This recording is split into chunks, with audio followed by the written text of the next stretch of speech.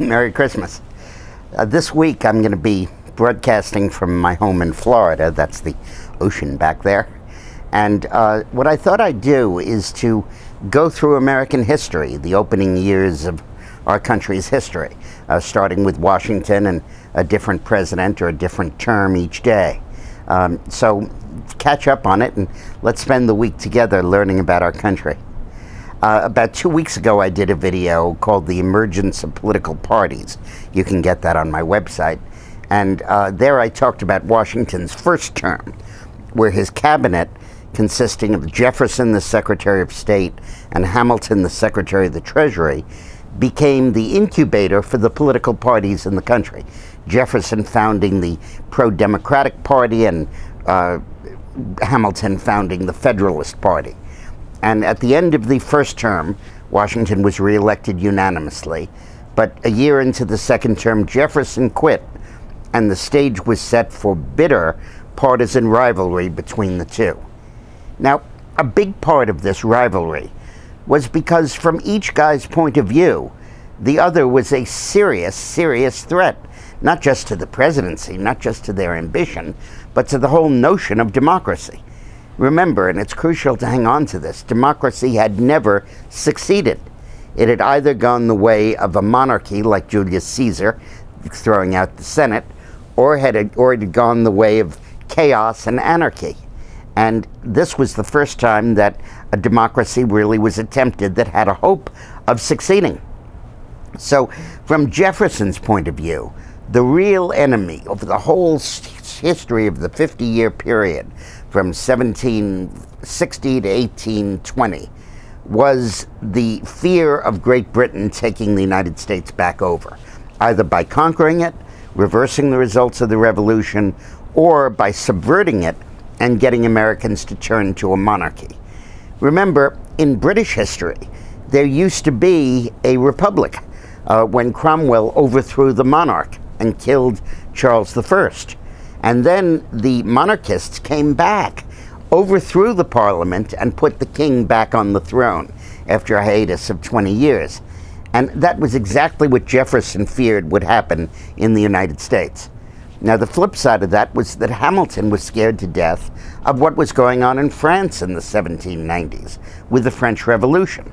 Originally, it was a great fight for the rights of man, and it turned into a bloodbath. 10,000 people were killed by the Reign of Terror. It was the first instance of its kind in history. And people were absolutely terrified that that would happen in the United States. And they were also worried that the French would take over the United States and turn us into that kind of an anarchic so-called democracy.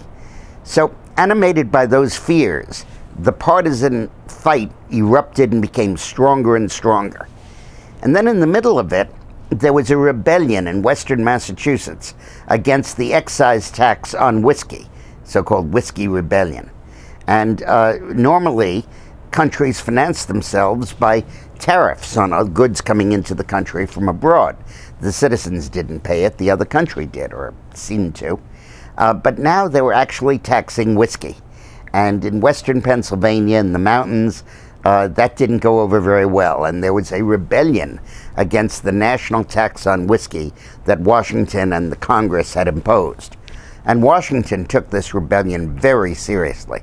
He got a hold of Hamilton, who was no longer his Treasury Secretary, but who had been his chief aide in the closing years of the Revolution, and put him in charge of an army and told him to march out and put this rebellion down. And in fact, for a few days of the march, Washington put back on his uniform as a revolutionary general and led the march himself as president on horseback to put down this rebellion. As it happened, the rebellion fizzled anyway, and there wasn't much violence associated with it. But for the Republicans, for Jefferson, the idea of a president on horseback leading an army was terrifying. And for the Federalists, the idea of this rebellion against the central government was absolutely terrifying. And the conditions became worse and worse. And it looked more and more like a war with Britain was shaping up.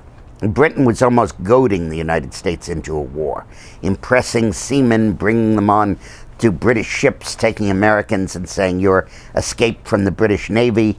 They were occupying forts in the Detroit, Michigan, and Ohio area that they'd promised to abandon when the Revolutionary War ended, and they didn't leave them. They were inciting Indians to attack the United States. We'll deal with the second half of Washington's second term tomorrow in the video. But the partisan angst, the partisan division that dominated the United States during the opening years of Washington's second term was really horrific. Thanks a lot for watching. I'll see you tomorrow, and we'll just continue to do a different history each day. Thanks a lot.